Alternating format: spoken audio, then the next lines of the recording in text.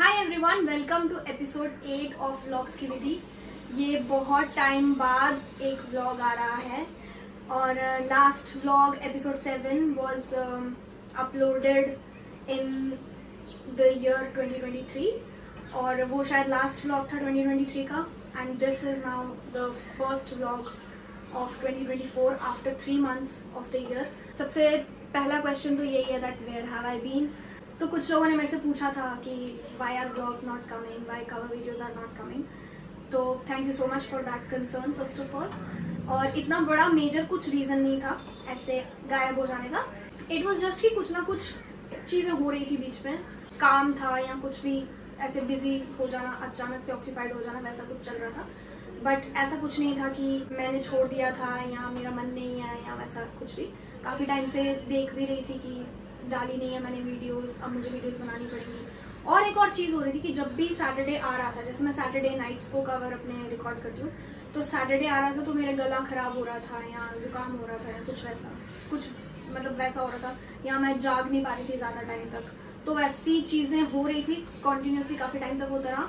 और फिर जब एक बार ये फ्लो टूट जाता है, फिर दोबारा से स्टार्ट करने में बहुत ऐसे करेज लगता है कि अच्छे से टाइम मिलेगा तो करेंगे, अच्छा सा टाइम मिलेगा तो करेंगे।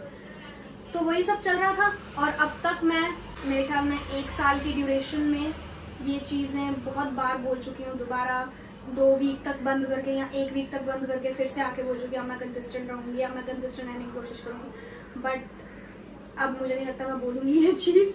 आप देख लेना, वीडियोस आएंगी तो मतलब मैं कंसिस्टेंट रह पाई हूँ, नहीं आएंगी तो मतलब नहीं रह पाई। गायब होने से पहले मतलब लास्ट वीडियो के बाद, व्लॉग के बाद specifically, I posted a story कि I wanted to do a meaningful sit down chat. यही मेरा आइडिया था तब से ही और वही हम आज करेंगे, एक सिट डाउन मीनिंगफुल चैट करेंगे। और मैंने सजेशंस मांगे थे जिसमें मुझे बहुत ही अच्छे सजेशंस आए थी, लेकिन एक सजेशन जो मुझे सच में बहुत थॉटफुल लगा और बहुत ऐसे ओपिनियंस आए उसके बारे में, उसी टॉपिक पे हम आज बात करेंगे। और द टॉपिक वॉज, हाँ मेरे को ऐसा मतलब पूरा वर्ड टू वर्ड नहीं आता, but it was something like the struggle of keeping real to your art while fulfilling your audiences expectation.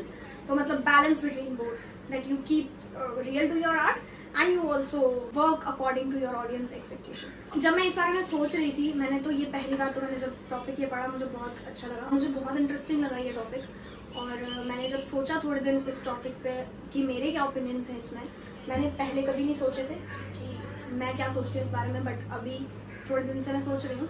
तो पहली चीज़ जो मेरे दिमाग में आई, that the fact that we need to keep a balance, वही कहीं ना कहीं अच्छी चीज़ नहीं है। मतलब हम बैलेंस कोई ऐसी चीज़ में बनाते हैं जो हमें पता हो कि 2 चीज़ें ये अलग है और ये अलग है। From an artist point of view ये चीज़ एक पॉइंट पे जाके बहुत एग्जॉस्टिंग हो जाती है कि हमें 2 चीज़ें संभाल के उसको बैलेंस बना के चलना पड़ रहा है। स्ट्रगल्स तो ऑब्वियसली बहुत आती होंगी जो लोग ये कर रहे हैं कि वो ऑडियंस की एक्सपेक्टेशन पे भी ध्यान दे रहे हैं और they are staying true to their art. इसमें मेन स्ट्रगल ये आती है कि you have to somewhere change your values कि मुझे अच्छा चलो ये ट्राई करके देखते हैं या चलो ये ट्राई करके देखते हैं, विच समटाइम्स मे नॉट वर्क। ऐसा भी होता है कि जिन लोगों को बहुत फ़र्क पड़ता है एल्गोरिदम या नंबर, जो भी लाइक्स, व्यूज, कमेंट्स, जिनको इन सबसे फ़र्क पड़ता है बहुत ज़्यादा, उनके लिए ये स्ट्रगल है कि मुझे ऑडियंस की एक्सपेक्टेशन, अगर किसी ने मुझे ये बोल दिया है करने को या किसी ने मुझे ये सजेस्ट किया है करने को, तो मैं वो करूँ ही करूँ। मैं पर्सनली मेरी बात करूँ तो मेरे लिए सबसे पहली चीज़ that both of these things कि staying true to your art and audiences expectation, these should be aligned. मतलब दोनों चीज़ें एक साथ होनी चाहिए। जो आपका काम है और फिर ऑडियंस की एक्सपेक्टेशन भी वही सेम है। I think we should work on that कि वो हम दोनों चीज़ें अलाइन करें।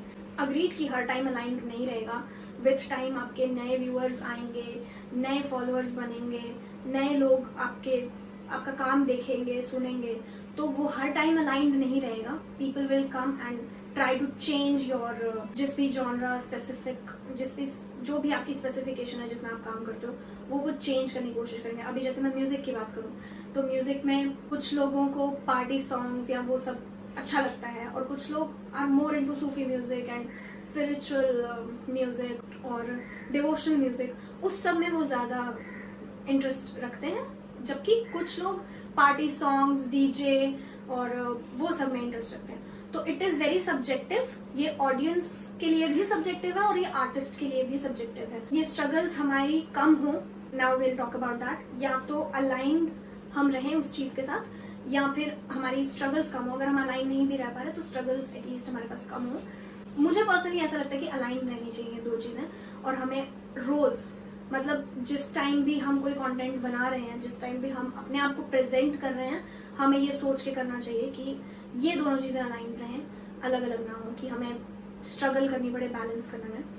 फर्स्ट जो मेरे हिसाब से सबसे ज़रूरी चीज़ है, दैट इज़ डिफाइनिंग सक्सेस। मुझे ऐसा लगता है कि एक आर्टिस्ट को पता होना चाहिए कि सक्सेस क्या है उसके लिए personally, and which is very subjective.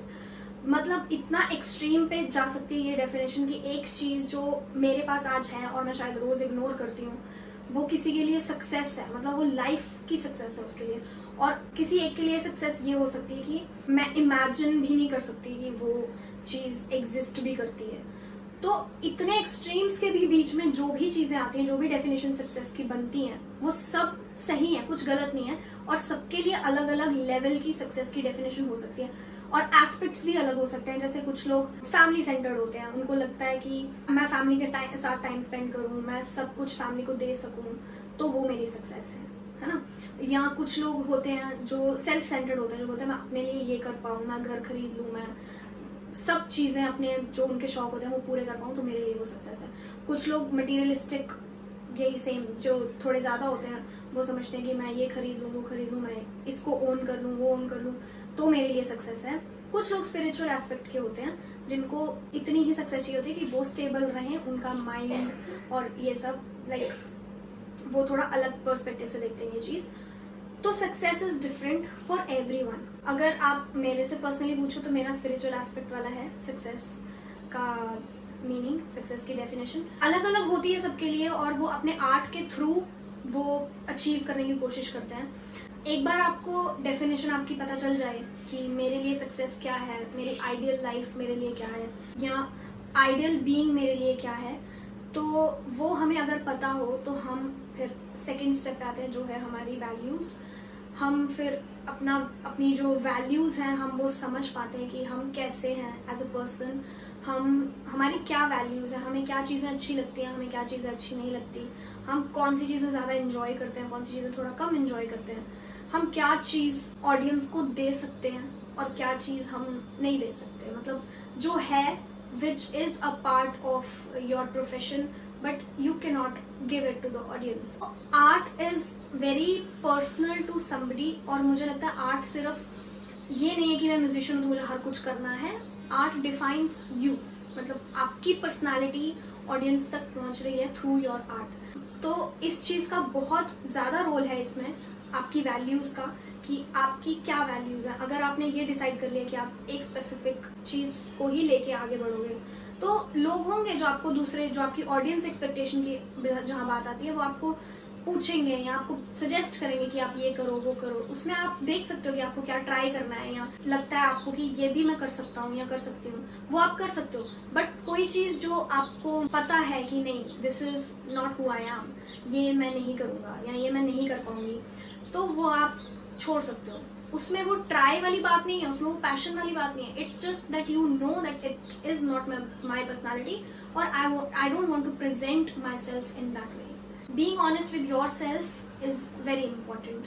Third चीज़ में इसमें ये आती है, अब आपको पता है कि आपके लिए सक्सेस क्या है, आपको पता है कि आपकी वैल्यूज़ क्या है, आप क्या वैल्यूज़ लेके आगे बढ़ना चाहते हो, तो फिर एक ही पॉइंट बचता है जिसमें हम like we keep walking on that aligned path. दोनों को साथ में लेके हम एक अलाइंड पाथ पे चलें, और उसमें स्ट्रगल ये है कि उसमें आपको डिस्ट्रैक्शंस आ सकती हैं, मतलब लोग पूछ सकते हैं, या आपको ऐसा लग सकता है कि नहीं यार दूसरे वाले ज़्यादा चल रहे हैं, या जो दूसरे टाइप का चीज़ कर रहे हैं जिनकी स्पेसिफिकेशन कुछ और है वो ज़्यादा चल रहे हैं, so let me try that, जबकि आप वो हो भी नहीं। या दूसरे लोग ज़्यादा अच्छा कर पा रहे हैं, दूसरे लोगों के ज़्यादा लाइक्स हैं, व्यूज़ हैं, या उनके ज़्यादा फॉलोअर्स हैं, उनको लोग ज़्यादा पसंद कर रहे हैं, तो आप वो करने की कोशिश कर सकते हो।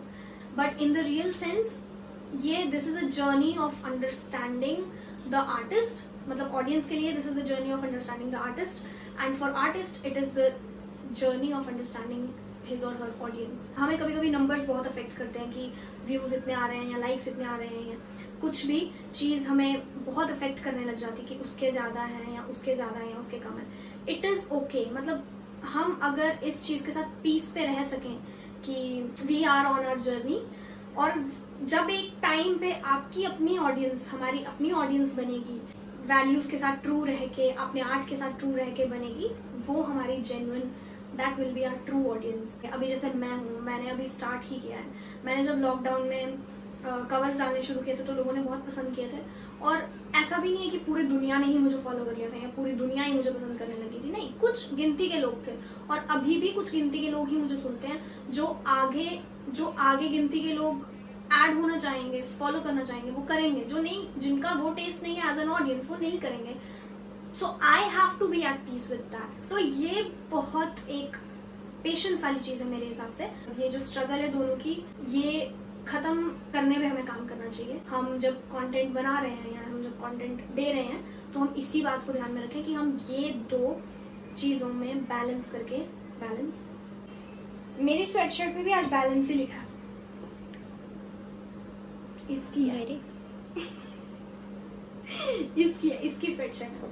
हाँ, तो दोनों चीज़ों में हम बैलेंस करें. ये स्ट्रगल जो है, इसको हम स्ट्रगल ना रहने दें. ये पूरी वीडियो मेरा ओपिनियन ही है, नथिंग एल्स. इसी के साथ काफ़ी लंबे समय बाद हमने एक सिट डाउन मीनिंगफुल चैट की है. हाँ, जब मैंने व्लॉग भी बनाना शुरू किया था ना, तो मुझे लग रहा था यार मैं अपनी वैल्यूज से हट तो नहीं रही हूँ. फिर जब मैंने ओवर टाइम इस चीज़ के बारे में सोचा, फिर मुझे लगा कि ऐसा कुछ नहीं है. मैं ऐसा कुछ नहीं कर रही जो मैं अपनी वैल्यूज से हट के कर रही हूँ. मैं प्रिटेंड नहीं कर रही कि मैं ऐसी नहीं हूँ और मैं व्लॉग्स में ऐसा दिखा रही हूँ, ऐसा भी नहीं है. It's just an entertainment type of thing जो मेरी ऑडियंस को मेरे से चाहिए, and I can give that being real to myself. अच्छा लग रहा है मुझे ये व्लॉग्स बना के, और अच्छा लग रहा है कि आप भी सब देखते हो मेरे व्लॉग्स, और I hope they are entertaining. ये वाला व्लॉग मुझे बताना कि कैसा लगा आपको. थोड़ा बोरिंग था या अच्छा था या कैसा था, या घूमने वाले व्लॉग्स ज़्यादा अच्छे होते हैं, या कैसे भी, जो भी आपका ओपिनियन है, you can share your feedback, क्योंकि it matters a lot. Audience और आर्टिस्ट की बात कर रहे थे. मेरी ऑडियंस के लिए आई एम वेरी ग्रेटफुल कि जितने भी लोग हैं मेरे पास वो जेन्युइन है. आई नो दैट, क्योंकि वो दे हैव बीन देयर. और थैंक यू सो मच. मिलेंगे अगले व्लॉग में या अगली कवर वीडियो में, जो भी कुछ आएगा देख लेना. मैंने ऐसे कुछ कमिटमेंट टाइप नहीं रखा है. अब मैं थोड़ा ईज पे चल रही हूँ. हाँ, praying for the best, hoping for the best. Thank you so much, और मिलते हैं जल्दी.